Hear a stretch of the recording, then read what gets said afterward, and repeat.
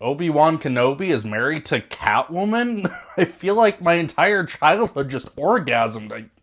That sounded a lot fucking worse than I meant it. The End of Oak Street was directed by David Robert Mitchell, and it follows a family from 1982 whose entire neighborhood happens to be teleported to prehistoric times. Now they must fend for their lives while also trying to figure out what's going on and how to return to normalcy. As a movie, this is obviously kind of a change of pace for David Robert Mitchell, as he comes from a bit more of an indie film background, and this is a more mainstream appealing Spielberg homage that's really just trying to be a fun, suspenseful dinosaur movie that, dare I say, is somewhat family friendly, aside from a little bit of violence here and there. While there are a lot of formulaic elements to this movie, and perhaps certain aspects that in another film I would have rolled my eyes at or found somewhat cheesy, I had a really good time at The End of Oak Street. I thought that it felt very authentic, was able to channel that Spielbergian charm better than even Spielberg's very own movie this year. I'd say it is generally paced very well, though admittedly it took me maybe about 15 minutes or so to realize that I was really on board with it. All the actors did a really great job, though I think on paper these maybe aren't the greatest characters. I certainly don't think they're quite as smart as the movie seems to think they are. They make a lot of inconsistent choices. There's one scene in the film where the parents are worried about making a lot of noise to attract the dinosaurs. Meanwhile, just a few scenes earlier, they were yelling and banging on their front door for their children to let them in while dinosaurs are running after them. There's a few other inconsistencies and dumb moments like that, though I'd say they don't detract from the movie overall too much. I did care much more about the parents played by Ewan McGregor and Anne Hathaway than I did about their children, though there was one scene involving the daughter where she was just alone in her car singing a song. I thought that was a really good scene. So I guess what I'm getting at is there is certainly an admirable attempt to add some characterization here and make us like these characters. They don't feel like plot devices or fodder for the dinosaurs, even if they are a tad thinly written. As the film went along, I grew more and more attached and really started to care about them at least as much as the movie needed me to, because there are some suspenseful moments in this film, including one super suspenseful car scene with Anne Hathaway and Ewan McGregor. You could call aspects of this film cliche, especially if you are comparing it to classic 80s popcorn adventure movies. The only aspect for me that I felt was a little unnecessary and a little dumb was maybe the subplot involving a bully character of sorts, which was set up very early on in the film. When they called back to it around the halfway point, I did roll my eyes a little bit and found it largely unnecessary, especially in the grand scheme of things. Dinosaur effects are mostly solid. They are very clearly CG, especially in scenes during the daytime, though at least there is some creativity to the direction, so I'm not quite as pulled out, though there may have been one or two moments where I was like,